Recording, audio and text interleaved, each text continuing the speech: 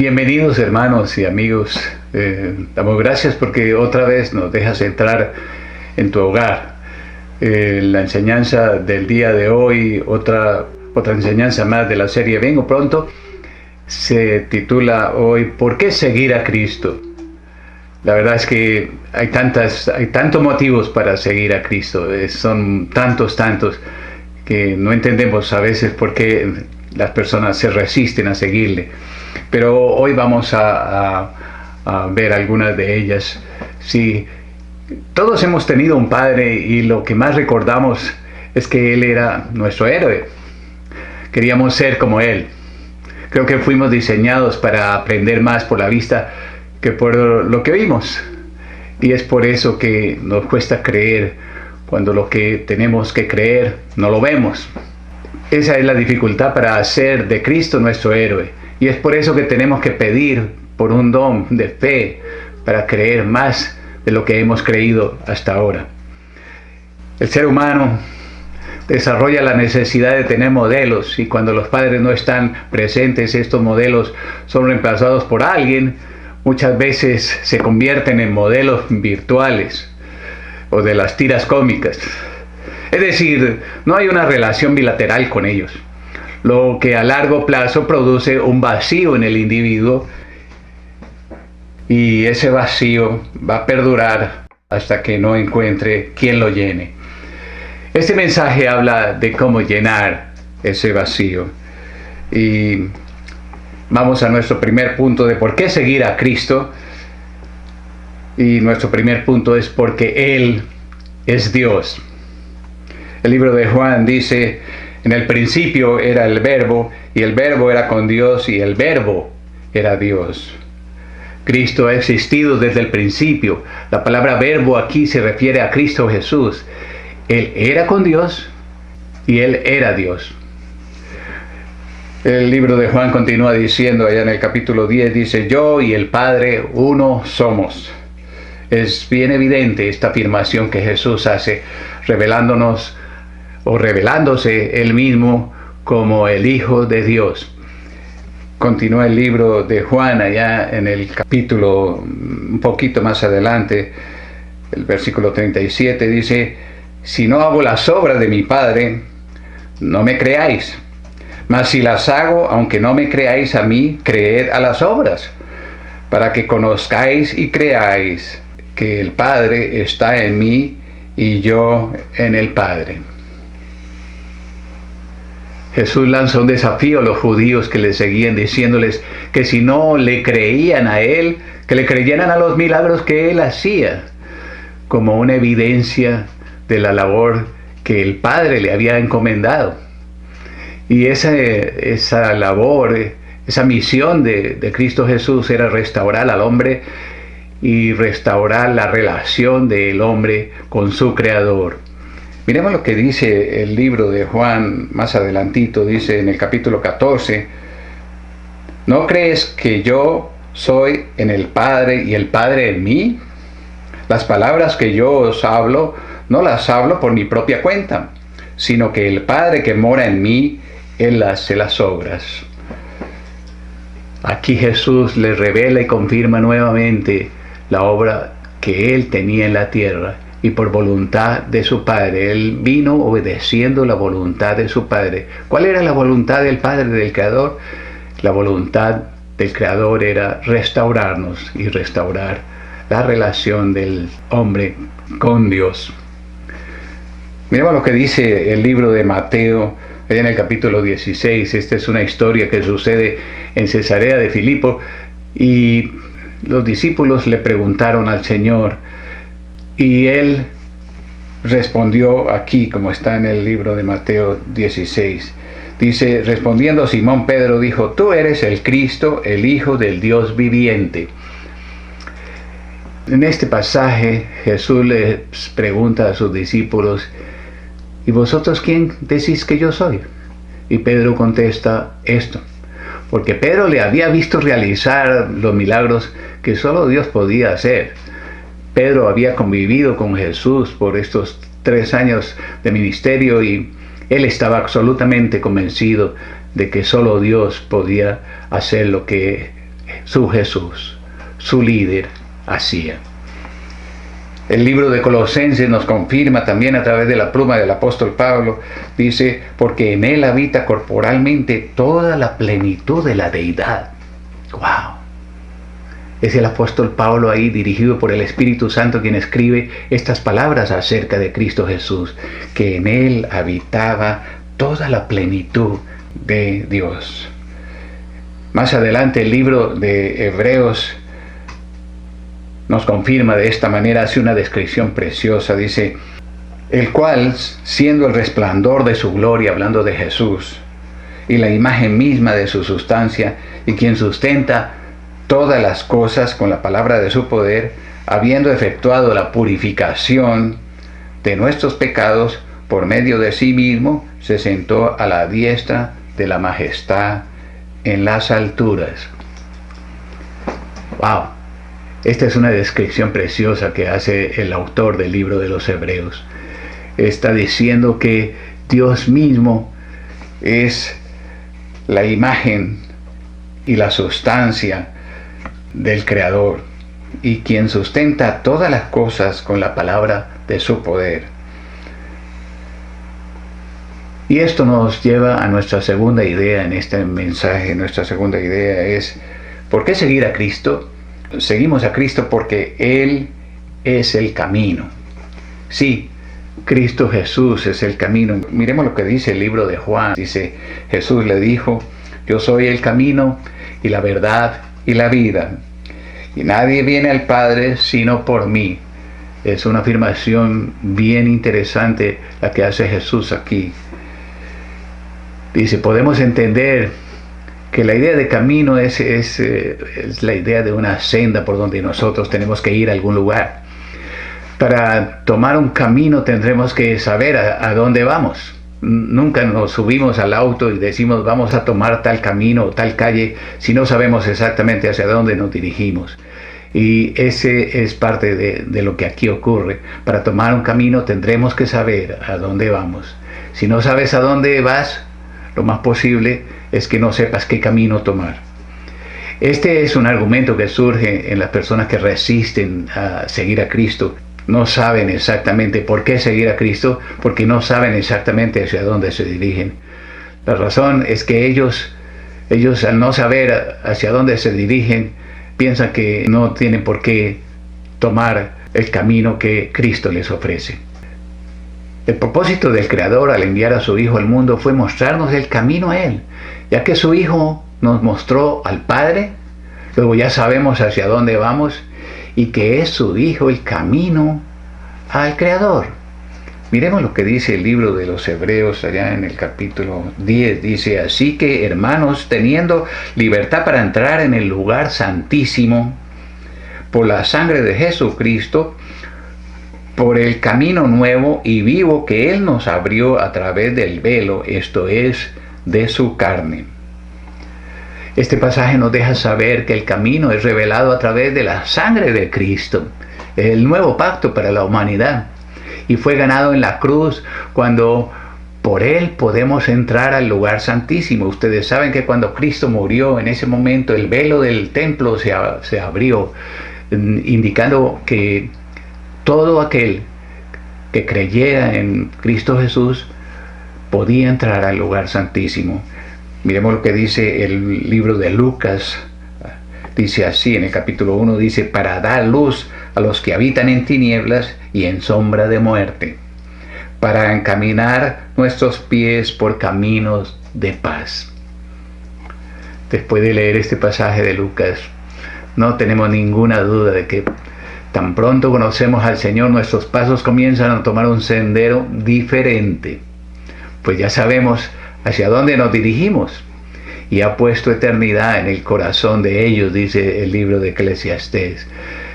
Es maravilloso cómo el Señor quiere confirmarnos que después de aceptar a Cristo como nuestro Salvador y nuestro Señor, nuestro sendero va a cambiar, nuestro camino va a poder ser identificado, nuestro fin específico es completamente claro. Y esto nos lleva a nuestra tercera idea en este mensaje. ¿Por qué seguir a Cristo? Porque solo Él perdona tus pecados. El libro de Primera de Pedro, el apóstol Pedro escribe así: quien llevó Él mismo nuestros pecados en su cuerpo sobre el madero, para que nosotros, estando muertos a los pecados, vivamos a la justicia, y por cuya herida fuisteis sanados. Solo Cristo puede perdonar tus pecados. Él fue quien pagó el precio para librarnos del castigo. Más de ustedes saben que la paga del pecado es muerte. Nadie más puede librarte de la ira de Dios, y cuando Él nos perdona completamente. Es el único momento en tu vida que te sientes perdonado para vivir una nueva vida y entender su justicia anclada en su amor divino. Y esto nos lleva a nuestro siguiente texto. El libro de los Hebreos dice así: así también Cristo fue ofrecido una sola vez para llevar los pecados de muchos, y aparecerá por segunda vez, sin relación con el pecado, para salvar a los que le esperan. Sí, aparecerá por su iglesia que le espera. Esa es la segunda aparición que el Señor Jesús hará. No descenderá al planeta, pero aparecerá en las nubes y recogerá a su iglesia. El pecado no estará presente, pues el pecado de su iglesia quedó en la cruz clavada. Su aparición en las nubes será para reunirse con su novia, la iglesia su novia, la cual debe estar correctamente ataviada. Esto indica que nosotros tenemos que poner mucho de nuestra parte para buscar la pureza de nuestro corazón y la santidad que Él ofrece. A través del Espíritu Santo podemos lograrlo. Y esto nos lleva a un pasaje en el libro de Juan, en donde dice así, en Primera de Juan: y sabéis que Él apareció para quitar nuestros pecados, y no hay pecado en Él. Y cuando el apóstol Juan escribe esta carta, hace referencia al ministerio de Cristo Jesús aquí en la tierra. En su primera venida, Él vino para quitar el pecado del hombre, para perdonar el pecado del hombre, para que todo aquel que a Él fuese perdonado, fuese hecho un hijo en adopción. Vino a limpiarnos completamente del pecado, pero Él nunca pecó. Él se mantuvo puro, porque en su condición de hombre habría podido pecar, pero Él nunca pecó. Ese es el evento principal que nosotros tenemos que seguir. Ese es nuestro héroe. Ese es el tipo de héroe que nosotros vamos a seguir. El apóstol Pablo decía: imitadme a mí, porque yo imito a Cristo. Y esa debe ser nuestra pauta. El pecado no estará presente en su segunda venida, porque el pecado del hombre ya habrá sido perdonado y habrá sido puesto en la cruz del Calvario. De todos aquellos que hemos puesto nuestra fe en Cristo Jesús, que le hemos aceptado como nuestro Señor y Salvador. Esto nos lleva a nuestro último punto de este día. ¿Por qué seguir a Cristo? Son tantas las razones que en una sola enseñanza no podríamos definirlo. Pero le hemos hecho esta pregunta hoy en día a la palabra de por qué seguir a Cristo, y todos estos versículos nos confirman el por qué seguirlo. Pero aún hay más. Nuestro cuarto punto dice: ¿por qué seguir a Cristo? Porque nadie ofrece lo que Él ofrece. Sí. Como si fuera poco perdonar nuestros pecados y mostrarnos el camino, Cristo nos da muchas cosas más, entre las que están varias de estas. Quiero mencionarles: la sanidad. Cristo Jesús te ofrece la sanidad completa. Dice el libro de Isaías: mas Él herido fue por nuestras rebeliones, molido por nuestros pecados. El castigo de nuestra paz fue sobre Él, y por su llaga fuimos nosotros curados. Observemos el tiempo que usa aquí el profeta, el tiempo que el Espíritu le ministró que escribiera. Observemos que el tiempo de que fuimos nosotros curados está en pasado. El Señor perdonó todos nuestros pecados, pero también el Señor dice que fuimos curados. En otras palabras, Él ya te sanó de cualquier enfermedad física, emocional o espiritual. Podemos ver claramente que fue allá en la cruz. Es un tiempo pasado. El decreto ya fue dado en el cielo. El Señor ya hizo lo que tenía que hacer para que tú fueras sanado completamente, física, espiritual y emocionalmente. Otra de las cosas que el Señor nos ofrece es una vida abundante. Y podemos mirar allá en el libro de Juan un pequeño versículo en donde Él promete eso. Dice, en la parte B del versículo 10, dice, yo he venido para que tengan vida y para que la tengan en abundancia. El Señor quiere mostrarnos a través de esta idea que vivir realmente nuestra vida es vivir en su verdad. Y cuando tú vives en su verdad comienza a hacer un cambio en tu vida. Y vivir en su verdad genera una vida abundante. Él mismo te lleva a una experiencia abundante. Nuestro siguiente aspecto de lo que Él ofrece es que Él ofrece descanso. El libro de Mateo, ya en el capítulo 11, dice así, venid a mí todos los que estáis trabajados y cargados, y yo os haré descansar. Saben, el ser humano hoy en día se mueve en una cantidad de actividades en donde a veces se siente tan cansado, se siente completamente extenuado de hacer todos los días lo mismo, de seguir quizás líderes que le han defraudado, de hacer un trabajo que no le satisface o que no le llena espiritualmente tampoco, de hacer cosas que en ningún momento completan su vida, sino más bien pareciera que la están destruyendo. Pero déjame decirte algo, Cristo puede modificar cualquier situación de opresión o carga, y créeme, Él es un experto en dar descanso, y por eso se escribió aquí. Tenemos otro aspecto también en esta enseñanza de lo que Jesús ofrece. Jesús ofrece autoridad. Sí, oíste bien, autoridad. Y esa autoridad no es solamente en lo físico, es más aún en lo espiritual, porque todas las cosas empiezan en lo espiritual. Y dice así el libro de Lucas, dice, aquí os doy potestad de hollar serpientes y escorpiones, y sobre toda fuerza del enemigo, y nada os dañará. Mientras vivamos aquí en la tierra, siempre habrá un conflicto espiritual. Ustedes saben que la tierra fue entregada a los ángeles caídos y es de propiedad de Luzbel, del diablo, en otras palabras.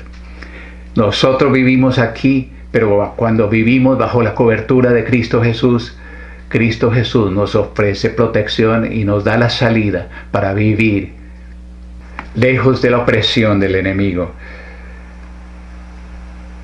La tierra siempre experimentará este conflicto espiritual. Tú necesitas del poder de Cristo Jesús para vencer. Ese poder el Señor lo entregó cuando nos entregó su Espíritu Santo, para que su Espíritu Santo pudiera vivir en nosotros. Y esto nos lleva a una última idea muy interesante. El Señor nos promete las llaves del reino. ¿De qué reino? Las llaves del reino eterno, su reino. Ese último reino que reinará por los siglos de los siglos. Dice así, el libro de Mateo dice así, y a ti te daré las llaves del reino de los cielos, y todo lo que atares en la tierra será atado en los cielos, y todo lo que desatares en la tierra será desatado en los cielos. Cuando el Señor dice a ti te daré las llaves, está diciéndonos a cada uno de nosotros, los que hemos seguido a Cristo Jesús, Saben, Él estaba hablando con sus discípulos y se estaba refiriendo a uno de ellos en particular, a Pedro. Pero este mensaje es dado a todo aquel que sigue a Cristo Jesús. Él nos dará las llaves, no es una sola llave. Las llaves del reino son muchas llaves, son las llaves para descifrar los misterios que Él dejó en su palabra, son las llaves para vivir en su gloria, son las llaves para vivir a plenitud. Esas, las llaves del reino, no solamente son para abrir las puertas aquí en esta tierra, sino también para entrar a las puertas del cielo. ¿Saben? Tú quizás te estés preguntando, ¿cómo puede haber todas estas promesas en la palabra? Y eso es lo que hoy queremos dejarte saber. La Biblia contiene una cantidad de promesas para que tú vivas en completa libertad, para que tú vivas en victoria siempre, para que tú puedas vencer las fuerzas espirituales que doblegan la humanidad y que la hacen entrar en dolor y en pánico muchas veces. ¿Cómo puedo yo disfrutar de estas grandes bendiciones que Cristo Jesús ofrece? Solamente hay que hacer una oración que nace en el corazón de cada hombre, una oración que te trasladará del reino de las tinieblas al reino de su luz admirable. Esa oración es sencilla, es simple, pero el Señor quiere oírla de tus labios. ¿Quieres hoy en día hacer esta oración conmigo? Quiero ayudarte a que tú hagas esta oración. Repite conmigo estas palabras.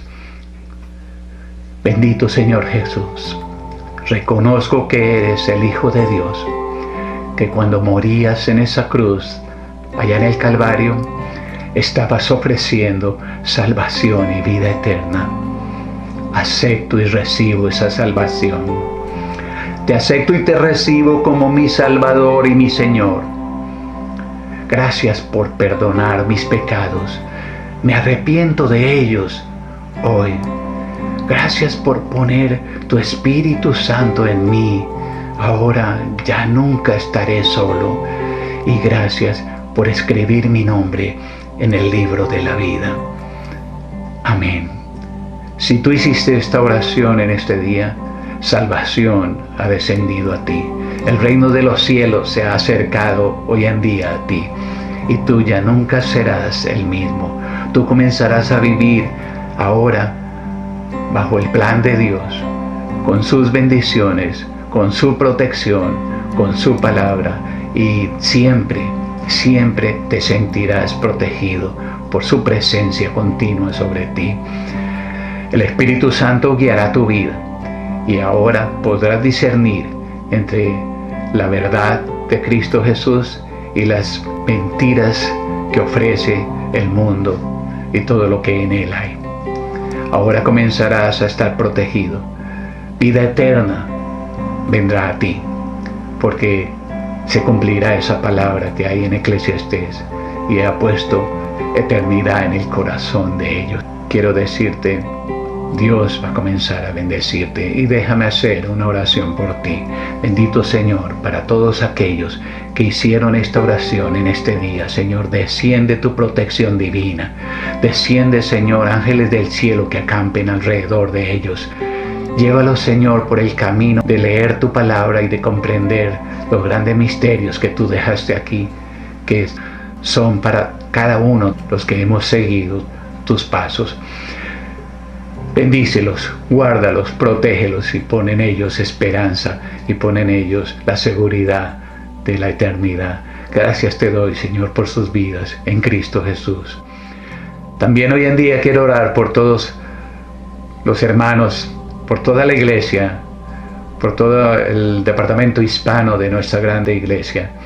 Y quiero que en este tiempo que muchos de ustedes están experimentando algún tipo de temor, quiero decirles que no tenemos que tener ningún temor, porque el amor de Dios lo cubre todo. A través del amor de Dios, Él nos dio la completa seguridad de que estaremos con Él. Si todo esto termina en este tiempo, estaremos con Él y nos reuniremos, y para nosotros será el tiempo de la gran celebración, de estar en la presencia de Cristo Jesús cada día, cada instante, y Él ha venido preparando morada para nosotros. Y déjame decirte que la morada que Él ha venido preparando no es una pequeña morada, es una gran mansión en el cielo, con todo lo más maravilloso que ni siquiera podemos imaginar, porque Cristo Jesús ha puesto propósito para cada uno de nuestras vidas, no solamente para este mundo, sino también para el tiempo que viviremos por Él en la eternidad, siglo tras siglo. Dios les bendiga, Dios les proteja y Dios les dé paz y gozo en este tiempo de dificultades aquí en la tierra. Amén y amén.